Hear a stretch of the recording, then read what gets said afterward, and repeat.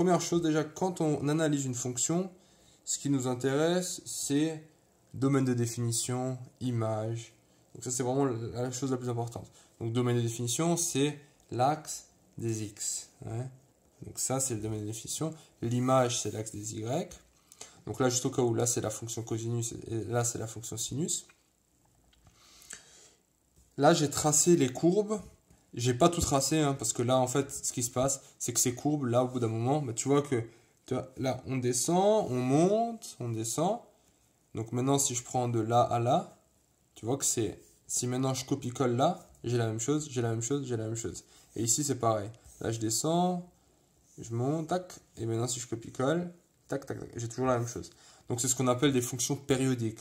Ça veut dire qu'il y a une certaine période, et après cette période, hein, bah ça refait la même chose.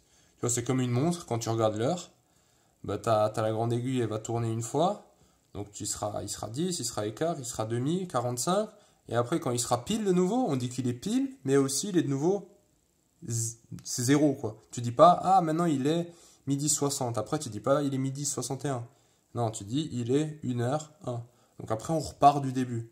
Donc là on a une période de 60 minutes, et là la période, c'est justement... Donc ça, c'est ce qu'on va voir, c'est la période de 2π. Alors, quels sont les domaines de définition? Donc, prenons la fonction cosinus. Alors, moi j'aime bien tracer comme ça. Donc, on a une bulle. Donc, on a un sac là, et on a un sac là. La fonction cosinus, en gros, c'est le transporteur. Il prend une valeur ici, un x, et il envoie ça sur cosinus de x. Donc, chaque x a une image. Ouais, donc on peut aussi voir ça comme une usine, bien sûr. Hein. Il prend un x, il le transforme, et ça sort un cos de x. De valeurs différentes, bien sûr. Alors, quels x il a le droit de prendre? Donc ça, c'est la première question. Donc il suffit de regarder l'axe des abscisses, et il s'avère que c'est tous les réels. Donc ça, c'est tous les réels, hein. N'importe quel type de chiffre. C'est quoi l'image? Donc l'image, c'est dans quel intervalle ou sur quelle valeur il envoie. Ben là, qu'est-ce qu'on voit? On voit que la fonction semble être bornée. Donc bornée, ça veut dire qu'elle ne va pas plus bas qu'une certaine valeur, et elle ne va pas plus haut qu'une autre. C'est quoi cette valeur? Ben là, a priori, c'est -1. -1, et là, c'est 1.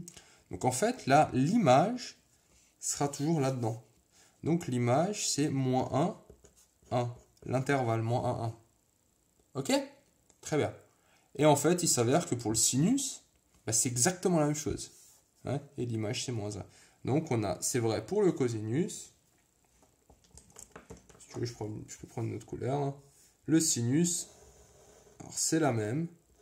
Donc, lui, il va prendre x, oui, ouais, bon, on peut aussi prendre x, et il envoie ça sur sinus de x, cette fois-ci, vu qu'on parle du sinus.